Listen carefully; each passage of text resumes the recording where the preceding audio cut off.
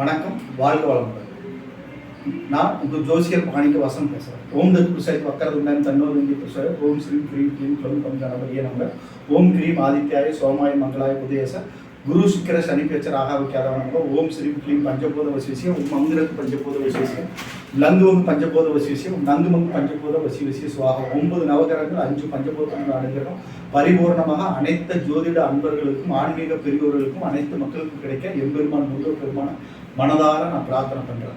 உருவாய் அருவாய் உளதாய் இளதாய் மறுவாய் மலராய் மணியாய் ஒளியாய் கருவாய் உயிராய் கதிராய் விதியாய் குருவாய் வருவாய் அருவாய் புகனே முருகா முருகா முருகா. இன்னைக்கு நாம் பேசக்கூடிய தலைப்பு என்ன அப்படின்னு பார்த்தோம்னா, யோகங்கள் வரிசையில் கஜகேசரி யோகத்தை பற்றி தான் பேச போகிறோம்.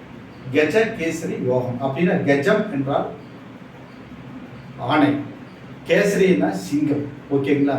பல சிங்கங்களுக்கு மத்தியில் பல யானைகளுக்கு மத்தியில் ஒரு சிங்கம் எப்படி எல்லாத்தையும் விரட்டுதோ பயமுறுத்துதோ அது மாதிரி இந்த யோகம் விட்டிருந்தா எத்தனை எதிரிகள் இருந்தாலும் அத்தனை பேரையும் ஜமாளித்து வெற்றி கொள்வது தான், போராடி வெற்றி கொள்வது தான் கஜகேசரி யோகத்தோட தன்மை.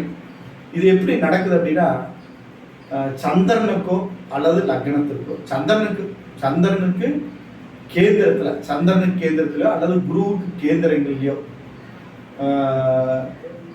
அமர்ந்தான். சந்திரனுக்கு கேந்திரத்தில் குரு 4, 7, 10.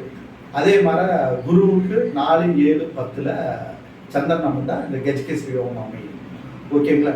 இது ஒரு அற்புதமான பலாபலங்களை தரவுள்ளது. அந்த திசை வரும்போது ஓகேங்களா, மற்றவங்க விஷயத்துலாம் இவங்க தலையிட்டு பஞ்சாயத்து பண்ணி அதை ஒரு நாட்டாமை மாதிரி வைங்களேன், நாட்டாமை மாதிரி செயல்படுவாங்க. மற்றவங்க விஷயத்தில் தலையிட்டு அதை பஞ்சாயத்து பண்ணி ஒரு தீர்வு காண்கிறது, ஒரு சஜஷன் கொடுக்குறவங்க. ஓகேங்களா? அப்படின்னு கூட வச்சுக்கலாம். அந்த அளவுக்கு இந்த கஜகேசரி யோகத்துக்கு அடுத்த எக்ஸாம்பிள் சொல்ல முடியும். ஏன்னா பல எதிரிகள் இருந்தாலும் கூட அந்த இடத்துல இவர் ஜெயிக்கிறார் அப்படின்ட்டா என்ன அர்த்தம்? அது நாட்டாமைன்னு தானே அர்த்தம். ஓகேங்களா? அதான் அடுத்தவங்க விஷயத்தில் நாட்டாமை பண்ணுறது, ஒரு ஜட்ஜ்மெண்ட் பண்ணுறது. அந்த அளவுக்கு ஒரு தன்மை உள்ள ஒரு மதிநுட்பம் புத்திசாலித்தனத்தை கொடுக்கக்கூடிய ஒரு தன்மை தான் இந்த கஜகேசரி யோகம். இந்த யோகம் இருந்து அந்த திசாபுத்திகள் வரும்போது பார்த்தோம்னா நல்ல வாழ்க்கையில் ஜெயிப்பாங்க. எதையும் ஒரு தோல்விங்கிறது உங்களுக்கு இருக்காது. தோல்வி வரக்கூடிய ஒரு நிலைமை இருந்தாலும் கூட அதை போராடி ஜெயிப்பாங்க. அந்த அந்த இடத்துல போனால் உங்களுக்கு தோல்விதான் அப்படின்னு ஒரு கட்டம் இருக்கு. எல்லாரும் சொல்லுவாங்க, ஆனால் எங்கடா அங்கே போய் அதை ஜெயிக்கவோ முடியும், அவ்வளோ கஷ்டமான ஒரு டஃப்பானது. அந்த எக்ஸாம்பிள் ரொம்ப டஃப்பானது, ரொம்ப ஒரு கடினமான ஒரு போட்டி அப்படின்னா கூட அந்த இடத்துல இந்த யோகம் இருந்து அந்த திசை நடந்ததுன்னா அதை போய் ஜெயிப்பாங்க. ஓகேங்களா? இதுல 2 வகை இருக்குது. தேய்வரை சந்திரனிலிருந்து கேந்திரத்துல குரு நின்றா அந்த பலன்கள் அந்த அளவுக்கு நல்லா இருக்காது, மீடியமா தான் இருக்கும். கிருஷ்ணாபட்சத்துல பிறந்தா தேய்வரை. ஓகேங்களா?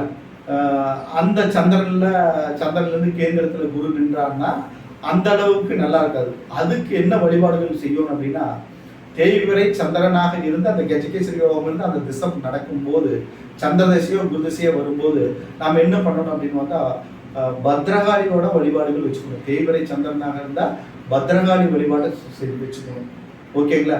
இதே வளர்வரை சந்திரன், ஓகே, வளர்வரை சந்திரன்ல பிறந்து இந்த குரு டைம் வந்தது அப்படின்னா, அந்த கஜகேசரி யோகம் நடந்ததுன்னா நீங்க என்ன பண்ணணும்? பராசக்தி வழிபாட்டை வச்சுக்கணும். பராசக்தி, பத்ரகாளி. தேய்வரை சந்திரனா இருந்தா பத்ரகாளி, காளி வழிபாடு, எச்சினி வழிபாடு. ஓகேங்களா? இதே வளர்வரை சந்திரனா பராசக்தி, சிவன் கோயில் இருக்கிற அம்பாள். ஓகேங்களா? அம்மன் சந்திரனுக்கு அம்பாள், அதை வழிபாடு செய்யறது. ஓகேங்களா? தேய்வரை சந்திரனாக இருந்து கஜகேசரி யோகம் நடந்து அந்த திசைகள் வரும்போது அது பலன் தர்றதுக்காக நான் சொல்றது. ஓகேங்களா? அப்புறம் திங்களூர் சந்திரன் கோயிலுக்கு போகிறது, குரு ஆலங்குடிக்கு போகிறது. இந்த யோகம் பலமாக செயல்படுறது. ஏன்னா சந்திரனை பேஸ் பண்ணும்போது 15 நாள் அவர் தேய்வரையாக இருப்பார், 15 நாள் வளர்வரையாக இருப்பார். அது எந்த சந்திரன் பார்த்துட்டு அந்த பலன் நம்ம சொல்லணும். அந்த யோகம் செயல்படுமா செயல்படாதா அப்படின்ட்டு 2 விதமாக நம்ம சொல்லணுங்களா. சந்திரன் வந்துட்டாலே நம்ம தேய்வரை வளர்வரை 2 பேஸ் பண்ணணும். ஓகேங்களா? பார்த்தா நம்ம அந்த யோகங்கள் எப்படி செயல்படும் அப்படிங்கிறது நம்ம தீர்மானிக்கணும். அது கேந்திர திரிகோணம் இல்லை, யாராவது ஒருத்தர் ஆட்சி பலம் பெற்றிருந்தா, யாராவது ஒருத்தர் சந்திரன் ஆட்சி பலம் உச்ச பலம் இருந்து நேர் 7ஆம் இடத்துல குரு நிற்கிறது. சந்திரன் உச்சம் பெற்று எங்க ரிஷபத்தில் உச்சம் பெற்று நேர் 7ஆம் வீடு விருச்சிகத்துல குரு நின்றா அது அற்புதமான ஒரு கஜகேசரி யோகம். அந்த டைம்ல சந்திர மகாதசை நடந்ததுன்னா தூள் கலப்புவாங்க. ஓகேங்களா?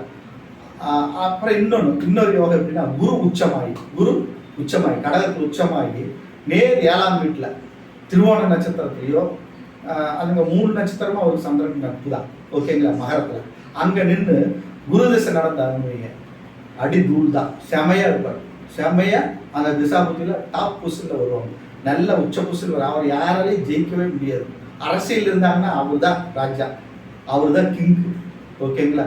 அரசியல்வாதிகளுக்கு அந்த டைம் இருந்துருச்சுன்னா அவங்க தான் மினிஸ்ட்ரி எம்எல்ஏ எல்லாமே பதவியில் போய் ஹை போஸ்ட் உட்காரவங்களாம் வளர்வரை சந்திரனாக இந்த மாதிரி ஏதாவது ஒரு கிரகம் உச்சமாகி இருக்கு. 100% நீங்கள் பாருங்க அரசியல்வாதிகளோட ஜாதகத்தை எடுத்து பார்த்தீங்கன்னா அவங்க தான் போராடி பல எதிரிகள் அவங்களுக்குள்ளேயே எதிரிகள் இருப்பாங்க, அவங்களுக்குள்ளேயே போட்டிகள் இருக்கு, உள்ளுக்குள்ளேயே போட்டியெல்லாம் இருக்கு. அதெல்லாம் ஜெயிச்சு வர்றாங்கன்னா அந்த கஜகேசரி யோகம் அரசியல்வாதிகளுக்கு இருக்கும். வளர்வரை சந்திரனாக இருந்து உச்சம் பெற்ற குருவோ சந்திரன் நின்று அந்த யோகம் நடந்ததுன்ட்டா ஒரு யோக திசை நடந்து அந்த நடப்பில் இருந்துன்னா குரு திசையோ குரு புத்தியோ அல்லது சந்திர திசையோ சந்திர புத்தியோ அல்லது எந்த திசை வந்தாலும் சரி அந்த புத்தியில் நடந்ததுன்னா அவங்க ஜெயிச்சிருவாங்க, போராடி ஜெயிச்சிருவாங்க. ஓகேங்களா? அது ஒரு அரசியல் யோகம் தான் வச்சுக்கலாம். நீங்க அரசியல் யோகம்தான். அரசாங்கத்தில் போய் பிரபலம் அடையிறது ஒரு ராஜகிரகம் இல்லையா? அதனால இவங்க எம்எல்ஏ மந்திரி மினிஸ்டர் இந்த யோகம் இருக்கிறவங்களாம் அதில் இருப்பாங்க. அது ஆட்சி பலம் உச்சபலம் பெற்று நடந்தால் சூப்பர் டூப்பராக இருப்பாங்க. ஓகேங்களா? தேய்வரை சந்திரனா இருந்தாலும் அல்லது குரு நீச்சம் பெற்று சந்திரன் உச்சம் பெற்று சந்திரன் ஆட்சி பலம் பெற்று நின்னா குரு நீச்சமாய் இருக்கிறார் மகரத்துல, அங்க கடகத்துல சந்திரன் ஆட்சி பலம் பெற்று இருந்தாருன்னா அது நீச்சபங்க ராஜயோகங்கிற ஒரு அமைப்பிலும் செயல்படும். அப்புறம் பார்த்தோம்னா இந்த யோகமும் செயல்படும், இந்த கஜகேசரி யோகமும் செயல்படும். ஓகேங்களா? இது மாதிரி அமைப்பு தான். ஓகேங்களா? இந்த அமைப்புகள் உங்கள் ஜாதகத்தில் இருந்துட்டா அந்த திசைகள் அந்த புத்திகள் வரும்போது மிகப்பெரிய அற்புதமான பலாபலங்கள் வரும். அந்த டைம் வரும்போது குரு வழிபாட்டையும் வச்சுக்கணும், சந்திரன் வழிபாட்டையும் வச்சுக்கணும். நீங்கள் தேய்வரை சந்திரனில் பிறந்திருக்கீங்களா அல்லது வளர்வரை சந்திரனில் பிறந்திருக்கீங்களா? உங்கள் குரு உச்சமாக இருக்கிறாரா அல்லது ஆட்சி பலம் பெற்று நிற்கிறாரா? ஆட்சி பலம் பெற்றுன்னா மீனத்தில் ஆட்சி பலம் குரு, இங்கே தனுசுல ஆட்சி பலம், கன்னியில சந்திரன், மிதுனத்துல சந்திரன், இந்த காம்பினேஷன் நேர் 7க்கு 7 இருக்கிறது. ஓகேங்களா? இதுக்கு பேர் தான் கஜகேசரி யோகம். கேந்திரத்தில் உட்கார்றது தான் கஜகேசரி யோகம். ஓகேங்களா? ஒண்ணுக்கு கேந்திரத்தில் உட்கார்றது சமசப்தமா பார்த்துக்கிறது தான் கஜகேசரி யோகம். இந்த யோகம் உங்கள் ஜாதகம் இருந்தால் மிகப்பெரிய அற்புத பலாபலங்கள் நடக்கும். அந்த திசைகள் வரும்போது மிகப்பெரிய முன்னேற்றம் ஏற்படும். உங்க ஊர்ல நீங்க தான் தலைவராக இருப்பீங்க. நீங்க அட்லீஸ்ட் நீங்களாவது தலைவராக இருக்கும். ஒரு ஊராக இருந்தாலும் ஒரு வில்லேஜாக இருந்தாலும் அந்த வில்லேஜுக்காவது அவர் தலைவராக இருப்பார். அந்த அளவுக்கு அந்த புத்திகள் வரும்போது நடக்கும். ஓகேங்களா? இந்த வீடியோ உங்களுக்கு பிடிச்சிருந்ததுன்னா நீங்கள் சப்ஸ்கிரைப் பண்ணுங்க, பெல் சிம்பிள் அமைச்சிங்க, உங்கள் ஃப்ரெண்ட்ஸுக்கெல்லாம் ஷேர் பண்ணுங்க. ஓகேங்களா? எங்கிட்ட நீங்கள் ஜாதகம் பார்க்கணும்னா என்னோட நம்பருக்கு நீங்கள் கான்டாக்ட் பண்ணுங்க. வணக்கம், வாழ்க வளமுடன்.